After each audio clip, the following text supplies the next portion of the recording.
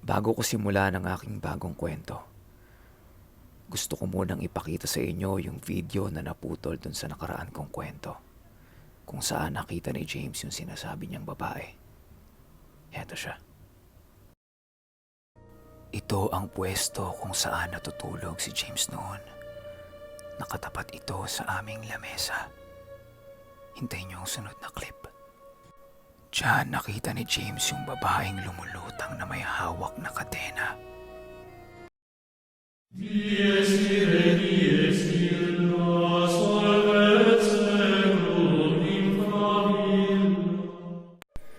Ang kwentong ito ay hango sa totoong buhay. Karanasan ko mismo ito noong ako'y nagbakasyon sa Mindanao. Taong 2004, Zamboanga City. 13 anyos ako. Ito ang kauna-unahang bakasyon ko sa probinsya kasama ang aking lola. Dito kasi nanggaling ang lola ko bago siya mapunta ng Manila. At nandito din lahat ng mga kapatid niya. Itong taong to ay buhay pa ang mga magulang ng lola ko. Kumbaga, apo na nila ako sa tuhod. Ito ang unang pagkakataon na makakauwi ang lola ko sa Zamboanga sa loob ng 20 years. Dahil nga nagkaroon na siya ng pamilya dito sa Manila, hindi na siya nagkaroon pa ng panahon na bumalik o bumisita man lang sa Zamboanga. Sabayan pa na inaalagaan niya ang lolo kong may diabetes. At hindi siya makaalis sa tabi nito gawa ng komplikadong kalagayan. Sumakabilang buhay na kasi ang lolo ko noong 2001. Bumuelo lang ang lola ko para makauwi ng Zamboanga. Hinintay lang ng lola ko ang araw ng aking bakasyon bago siya umuwi doon. Para naman meron siyang kasama sa pag-uwi niya. At para maipakita niya ang kanyang unang apo sa mga kapatid niya. Araw na ng pag-alis namin. Nag-request ako sa lola ko na magbarko na lang kami para ma-experience ko ding sumakay ng barko. 3 araw ang itatagal niyo sa dagat noon. Medyo malungkot ako nung umalis ako dahil hindi ako sanay na nalalayo ako sa mga magulang ko at kapatid ko. Nagmumuni-muni lang ako noon sa barko. Naghihintay na makarating kami sa Zamboanga. Araw ng linggo dumaong ang barkong sinasakyan namin.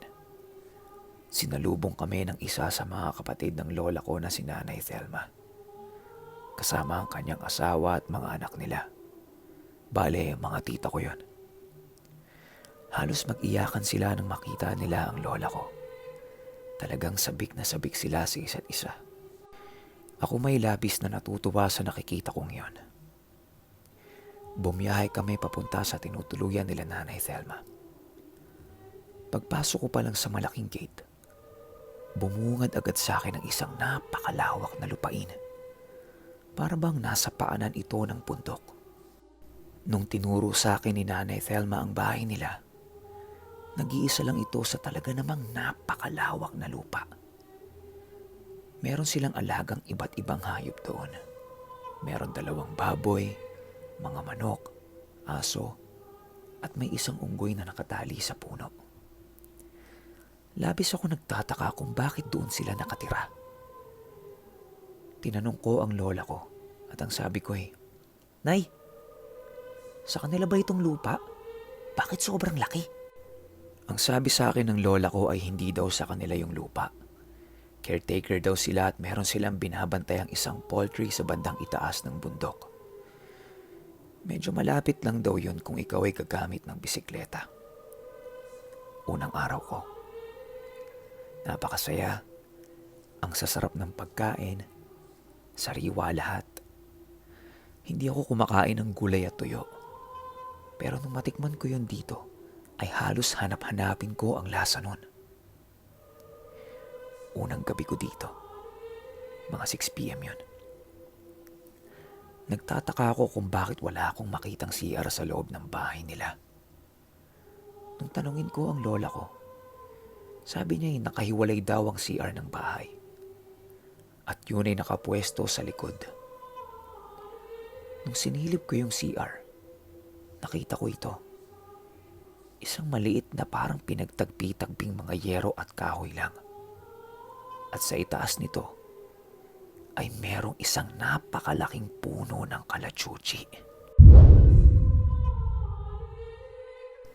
Para sa mga hindi nakakaalam ng punong ito, isa itong malaking puno na merong mga bulaklak na kulay puti.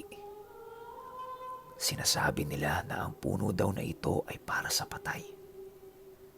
Dahil ginagamit ng mga bulaklak nito sa paggawa ng mga bulaklak para sa mga patay. At meron din itong kakaibang amoy. Hindi naman mabaho. Parang amoy tela na hindi ko maipaliwanag. Pero kapag mag-isa ka, madilim, nasa gitna ng gubat ang iyong palikuran, ewan ko lang kung walang pumasok na kung ano sa iyong isipan habang ikaw ay gumagawa ng milagro sa CR.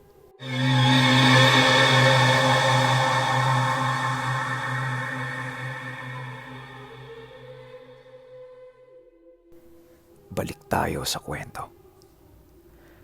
Nung unang gabi ay normal naman. Nakapaglabas ako ng sama ng loob sa CR. Gising pa kasi sila noon at naririnig ko ang mga boses nila habang nagsasagawa ako ng ritual ng pagdumi. Oras na ng tulugan. Mga bandang 8 p.m. Maagang natutulog ang mga tao doon dahil maaga din silang nagigising para rumonda sa may poultry. Namamahay pa ako noong unang gabi. Galaw dito, galaw doon. Talagang hindi ako makatulog. Wala rin naman akong cellphone kaya wala talaga akong ibang magawa. Bumangon ako at lumabas. Umupo ako sa tapat ng bahay nila. Meron kasi duyan. Kaya ang ginawa ko ay nagpaduyan-duyan ako habang mahinang kumakanta-kanta. Medyo madilim nun. At tanging nagbibigay lang ng liwanag sa akin ay yung munting lampara sa tapat ng bahay nila. Papatay-patay pa yung apoy nun. Mga ilang minuto pa lang ako nandun sa duyan. Paglingon ko sa puno ng kalachuchi, nagtataka ako dahil napakaraming bulaklak nito. Halos mapuno ang buong puno. Nagtaka ako dahil nung sinilip ko yun bago ako mag-CR, iilang piraso lang ang bulaklak na nandun. Hindi ko na ito nilapitan dahil alam kong merong kakaiba. Pumasok na lang ako kaagad sa loob at sinubukan kong matulog. Makalipas ang isang oras ay gising pa rin ako. Walang dumadapo sa aking antok ng mga oras na yon. Ihing-ihi ako pero pinipigilan ko. Kinising ko ang lola ko at sinabi kong, "Nay, naiihi ako." Sabi lang nito sa akin ay kahit sa tapat na lang daw ako umihi. Wala naman daw kasing ibang tao doon. Paglabas ko ng bahay, naghanap ako ng puno na maiihian. Noong nagsisimula na akong umihi, pag-angat ng mga mata ko, meron ako nakitang isang grupo ng tela na parang sumasayaw-sayaw sa hangin.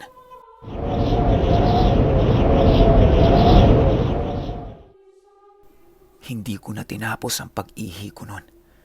Agad akong tumakbo sa loob ng bahay at pinikit na lamang ang mga mata ko. Salamat naman sa Diyos at nakatulog naman ako nung unang gabing yon. Kinaumagahan, sinilip ko yung punong inihian ko at kung saan ko nakita yung kagabi. Laking gulat ko. Mga sinampay lang pala ng nanay Thelma ko ang nandoon. Mga damit na ginagamit ng isa kong tita kapag siya ay nagsisilbi sa simbahan. Hays, sinampay lang pala. Putik, akala ko kung ano eh. Nawala ang lahat ng pumapasok sa isipan ko nung araw na yon. Pang-anim na araw ko sa kanila. Normal na lahat. Wala nang takot. As in, wala na talaga. Parang doon na din ako nakatira at nasanay na ako sa lahat ng mga gawain kong pang-araw-araw. Huling gabi namin ito dito. Plano kasi ng lola ko na 1 week kami kila Nanay Thelma bago kami pumunta ng Siraway. Sa Siraway kasi talaga nakatira lahat ng mga kapatid ni nanay. Normal na gabi yun. Kumakain kami, kwentuhan, plano ng mga gagawin kapag nasa Siraway na, mga ganun lang. Naparami ang kain ko noon dahil nagkatay ng native na manok si Nanay Thelma at ginawa niya yung tinola. 7 p.m. Tulugan na. Dahil maaga kaming alis para pumunta sa Siraway. Nakatulog naman ako. Ang problema lang ay humilab ang tiyan ko bandang 1:00 na ng madaling araw. Dahil nga normal na sa akin ang lahat doon, pumunta ako sa CR na nasa likod ng bahay nila nang walang takot. Nakapwesto na ako sa CR. Ready nang bumulwak kung ano man ang ilalabas ko noon. Nung bumubuelo na ako para umiri, meron akong narinig na nagtatawanan sa taas ng CR. Maliliit na boses at parabang napakarami nila. Tumindig ang balahibo ko at umatras kung ano man yung dapat ko nang ilabas. Hindi ako makakilos dahil hindi sila tumitigil sa pagtawa.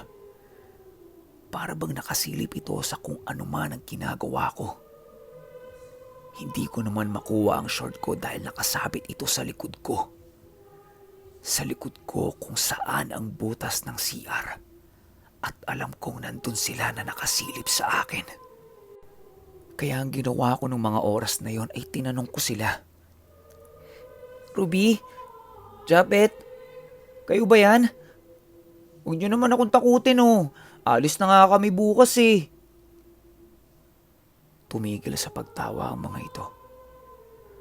At nung kukunin ko na yung short ko para magbihis, napasilip ako sa may butas. Hindi ko alam kung anong uri ng nilalang yung nakita ko nun. Mahaba ang ilong at itim na itim ang kulay ng balat nito.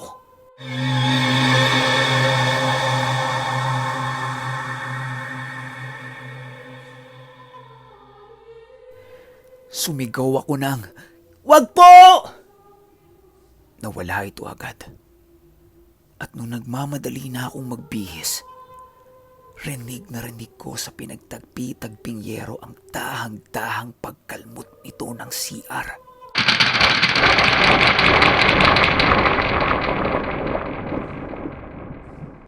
Kaya ang ginawa ko, kahit hindi pa ako nakakapagbihis ng maayos, tinadyakan ko ang pintuan at tumakbo ko habang sumisigaw ng, "Nanay! Nanay!"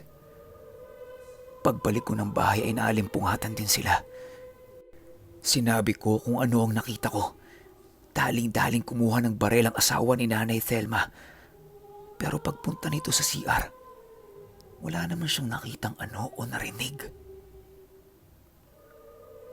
Kinaumagahan, sinabi sa akin ni Tito Nonoy na maging sila daw ay merong nakikita doon sa puno ng kalachuchi. Minsan daw ay isang balahibong malaking lalaki na naninigarilyo.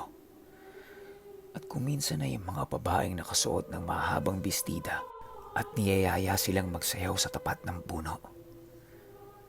Meron pa nga daw isang beses bandang hapon ay may nakita silang 2 kabayo nakatayo sa tapat ng puno. Hindi na lamang daw nila ito pinapansin dahil wala naman daw itong ginagawa sa kanila. Hanggang dito na lang muna ang unang bahagi ng bakasyon ko sa Zamboanga. Malamang narinig niyo sa parte ng istorya ko ang salitang Siraway. Sa tingin niyo ba tapos na ang kalbaryo ng bakasyon ko sa Zamboanga? Simula pa lang ito ng kahindik-hindik kong karanasan doon. Marami ako nakaengkwentrong mga hindi kaaya-ayang nilalang. Kung may oras kayo ay pwede niyong i-google ang lugar ng Siraway para mapaghandaan niyo na kung ano man ang paparating kong kwento tungkol dito. Interesado ka ba? Kung interesado ka wag na wag mong kakalimutang i-click ang like, share, at lalong-lalo na ang subscribe button.